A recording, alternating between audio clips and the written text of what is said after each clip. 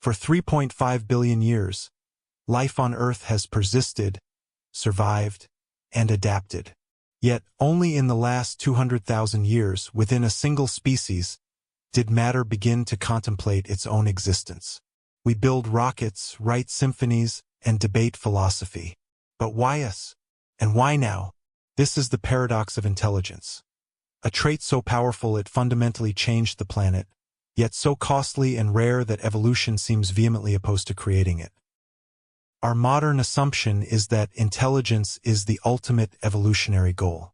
But if it were, the oceans would be teeming with self-aware sharks, and every bird would be mastering quantum physics. Instead, we see highly successful species like crocodiles or cockroaches, whose success is defined by efficiency, not complexity. They survived mass extinctions because they didn't rely on massive, expensive brains. To understand our own minds, we must strip away the philosophy and start with the basics. What is intelligence to a biologist? It is simply the adaptive ability to solve novel problems through information processing, rather than relying solely on fixed genetic responses. It's improvisation under pressure. And the first pressure point emerged in the earliest life forms. The critical juncture occurred approximately 540 million years ago, during the Cambrian explosion. As creatures developed eyes and locomotion, the evolutionary arms race intensified. If you could see, you needed to think faster than your predator or your prey. This massive increase in selective pressure mandated better, specialized nervous systems. However, intelligence did not follow a single path. Consider the cephalopods, octopuses. They possess a dramatically different nervous structure, a decentralized intelligence with 2/3 of their neurons located in their arms. They solve complex puzzles, use tools, and display personality, proving that high cognition doesn't require a spinal cord or a neocortex. The octopus provides a crucial realization.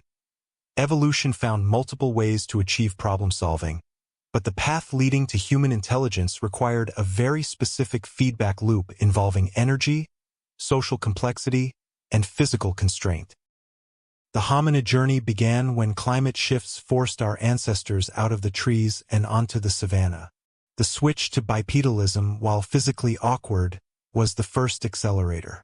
It freed the hands, allowing for complex manipulation and tool use. But it also drastically constrained the birth canal. This leads us to the obstetrical dilemma. If the brain continued to expand, childbirth became impossible. The evolutionary compromise? We started being born prematurely, functionally helpless infants requiring years of intense parental investment. This created an immediate, profound requirement for social cooperation and lifelong learning. The second critical accelerator was fire. Cooking meat predigests proteins and starches, dramatically increasing calorie intake efficiency. This allowed our ancestors to fuel an impossibly expensive organ, the brain, which consumes 20% of our resting energy, despite being only 2% of our body mass. The brain grew, but the real power surge wasn't just size.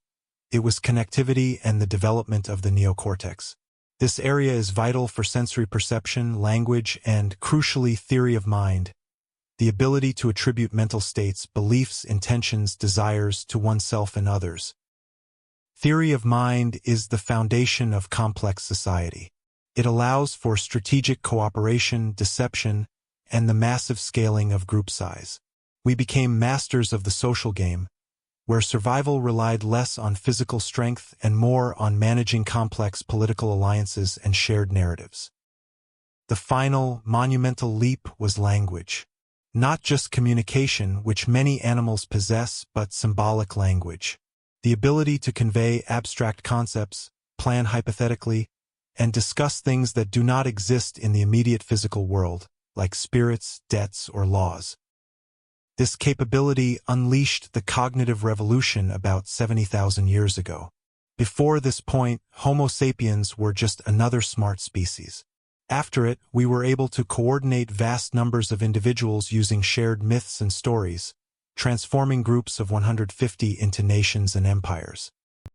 This collective intelligence or cultural intelligence is key.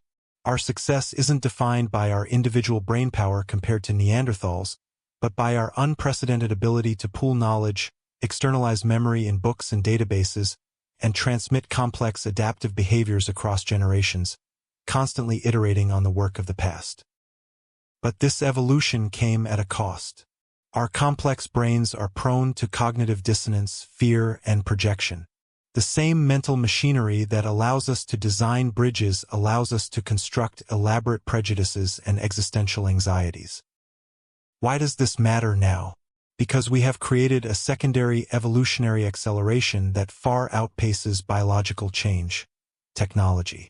We are outsourcing basic cognitive tasks to machines, shifting the definition of intelligence away from biological necessity and toward computational efficiency. For the first time since the Cambrian, we are actively sculpting the next form of intelligence. Artificial general intelligence, if achieved, will not be constrained by obstetrical dilemmas, metabolic demands, or the slow pace of natural selection. This brings us to the ultimate synthesis. Intelligence, in evolutionary terms, is a dangerous adaptation. It is a high-risk, high-reward strategy that usually fails, resulting in extinction due to energy demands or environmental instability. We are the anomaly that succeeded temporarily. Our modern challenge is utilizing our intelligence to manage the environmental and social complexity that intelligence itself created. We cracked the code of survival through cooperation, but now we struggle intensely to apply that cooperation globally. The long arc of life teaches us that efficiency often triumphs over complexity. But human consciousness has added a new variable: self-awareness of the game. We are the only species that knows the rules of evolution and can actively, perhaps foolishly, attempt to change them. The evolution of intelligence is not a linear march toward perfection, but a chaotic, improbable series of environmental nudges. Will the next iteration be biological, digital, or a hybrid we can't yet imagine? The answer depends entirely on how wisely we choose to apply the cognitive gifts and burdens inherited from 3.5 billion years of relentless adaptation. What do you believe is the next evolutionary step? Let us know in the comments below. And if you enjoyed this analytical deep dive, hit the like button and subscribe for more investigative science content.